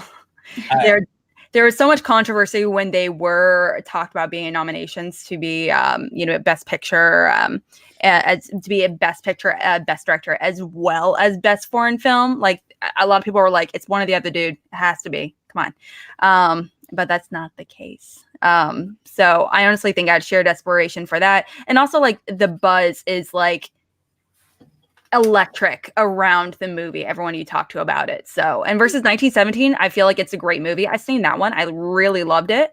It's definitely one of my personal top movies of the entire year. However, it's people don't talk about it in the same way. People are like, it's great. It's a really good movie, but Parasite, holy fuck. That's how they talk about it. It's like night and day. Yeah. I will disagree with you. I think it. I don't necessarily say it should win, but I wouldn't be unhappy if it won. I do think it will be a case that Alex, you just mentioned. I do think it's going to be a case where it'll win Foreign Film of the Year, and that'll be like its award. Not that it can't win both, but I think it'll be its award. I think 1917 wins because of the beautiful cinematography, and I've actually heard some big buzz out of recently getting more and more that 1917 is going to win. That's what I've heard around. I just think it's the Oscars love war movies. Yeah, it's true. They love personal war movies like that, and with the stick of the one shot that works for the story. It I does. think it's got a lot. It's a beautiful movie. It has a few issues. But that's that's if you're only being is super duper nitpicky though. That's neither here or there really at that point. I do want to answer a question asked by Cam. It's a Camshaft? Camshift? Yeah, frankly. When you book a judge, guest judge, debater, what does one need in order to connect to the stream? We take care of that for you, boo. I personally organize everything. I pick the debaters. I pick the guests, judges. I am always in all of them. Kelsey is in a lot of them. Sorry, Kelsey is in a lot of them as well. But if you want to be on, you want to go through me. That's you reach out to me via Twitter. You reach out to us through our Facebook page. I think she's asking what do we need to connect to the stream, which is StreamYard. Yeah, no, yeah, exactly. But I mean, like, if you want to be on it, we take care of that for you. We use StreamYard, and we just send you a link, and you just be able to hop on specifically. Yeah, you just need a camera and a mic. Yeah. So I mean, and that's usually with your computer. So you'd be good, or your phone. We've had people compete on their phone. That's true. So that's all you need. All right, this is an interesting question. So if you could change action winning any of these, the number 3 1 contender matches above the line, top 3 or Shire Wolves, which one would you change them winning? Oh, I probably would have had them beat top 10. yeah, top 10. One Yeah. hands down. Top 10 is good just because you wanted to beat Roka at the time, especially that was the heated. Yeah, so that was the rivalry at the time. Yeah. But they already beaten top 10 once. I kind of would like when beating the Shire Wolves. I think that would have gotten closer to the championship. People don't talk about that movie. When they talk about that match, though, they talk about how much of a flub it was. Yeah, the Jim Cross 10. Yeah, because there was like quote unquote easy questions. I'm sorry, but that 3-point question It was easy. Who named the villain from not Superman, from Spider-Man? The top 10 one, right? The top 10. Yeah, those top 10 versus. Yeah. I don't mind. But They just like stormed off and they're like, that's the easiest fucking question I've ever heard. So yeah. Where'd they go? All right. So I would definitely take Shire Wolf. I think that'd be a fun. That was a fun match. I wanted to see him. That was the one I wanted to win the most of all of that live event. I did too. Mm-hmm. All right, this one's a fun one. Pick a character from a movie to be the representative of the human race to alien life forms. Who greets the third kind? Jeff Goldblum. In what though? What character? Sure. Jeff Goldblum. He plays himself in every single movie, guys. Let's be honest. Whether it be Alien, whether it be his version from Jurassic Park. Oh gosh, can you imagine? The aliens would probably be so turned on by Jeff Goldblum from Jurassic Park. Be like, hey, we'll help you rebuild society. That would be the aliens. Right after dark already. Okay. Yeah. Jeff Goldblum, aliens. That's what we're talking about on Call Back. All right. So I don't. Can you put that question up again? What was the third kind? Was I missing that? Close Encounters of the Third Kind of situation with aliens. Oh, that's that man. Okay, see, I drank myself a lot. Sorry. All right, so best movie character to greet the Close Encounter of the Third Kind. I know it's a tough one. Ripley from Alien. Well, She's interacting with a lot of aliens. She'd take care of it. We like have an issue. Mm-hmm. She's a survivalist. Sure. I'll say Superman. Go with Superman. He's a nice guy. He's a justice guy, but if he needs to kick ass, he will kick ass too. So that's a best of both worlds. So he'll be very. So you want to introduce a non-human, and you want to introduce an alien to another alien? Human, non-human ever. He's more human than most humans are. Wait, he's not human though. He's an alien. He's a purple. That's not the point. That's not the point. Let's say, but we can also introduce Zod to them, and it would be like, cool. He's not fine. Human. Captain America. He's just as human technically as Superman. Captain America. Then I'll change it to Captain America. Same concept. Can't argue. Yeah. Okay.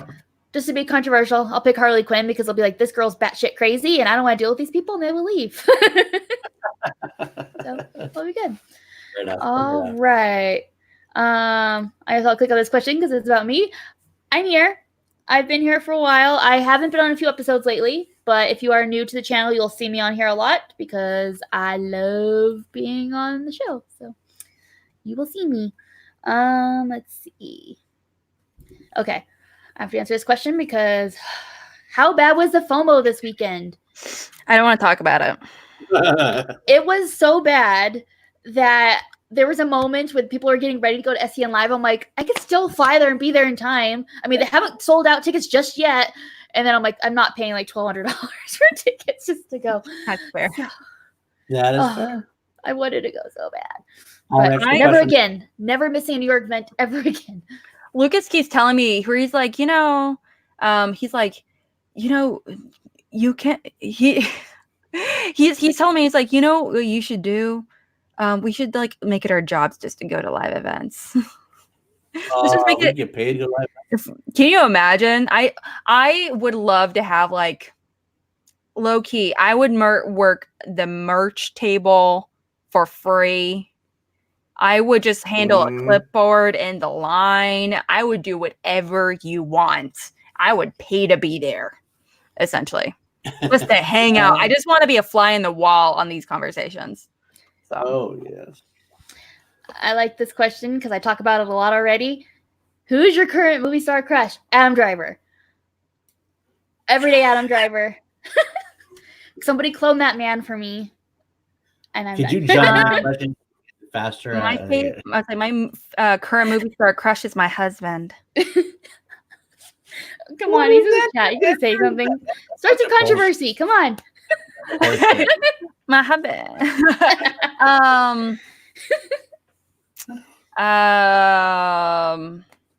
Jeff Goldblum. Going back to him.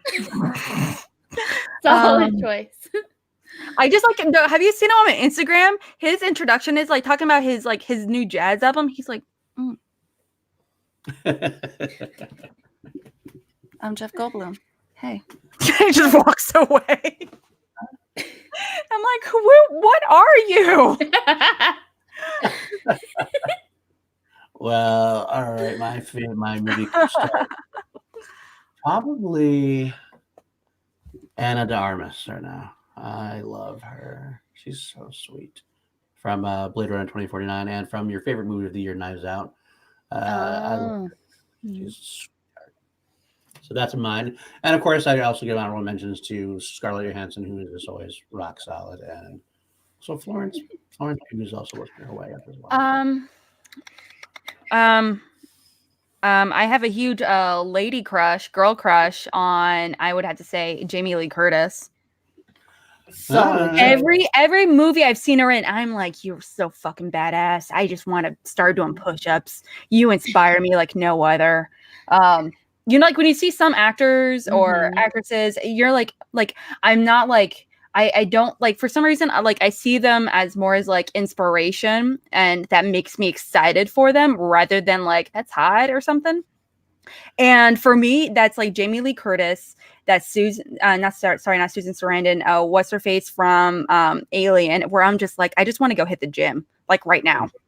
After watching Aliens, you know, after watching her in the Halloween franchise, anything where I'm like, man, they're just so badass. I just want to be friends with them, like friendship crush, you know. Yeah. Follow it up with myself and Chris Hemsworth in Thor in Avengers Endgame, because finally, after all these years, I can say that I have the Thor body that I've always been working for. All right, if we're talking girl crushes, Anna Kendrick for me. I love her. I could totally date Anna Kendrick and be happy. So She's a sweetheart. She's a sweetheart. I feel like I'd be low-key intimidated by her, to be honest. She's just so quippy. Like I love it. She's so funny, so quick, and I'm like, I cannot keep up with this all the time. I can't. I can't even try. I would just be stunned. I would be the lesser in the relationship. And jealous. Sure, all right. Well, Ed Harris is always my man crush. So yes. No matter what it is. All right. Well, we may have missed some questions, but we are running a little over on time, so we'll try to get you next time. We love you guys. Thank you so much for joining us. We will see you tomorrow for Chill. And I can't wait to see you guys there. So have a great night. And on Schmobates. And Schmobates. See you there. Bye, guys. Love you all. Bye. Take care. Love you all. And now the awkward time. What it takes to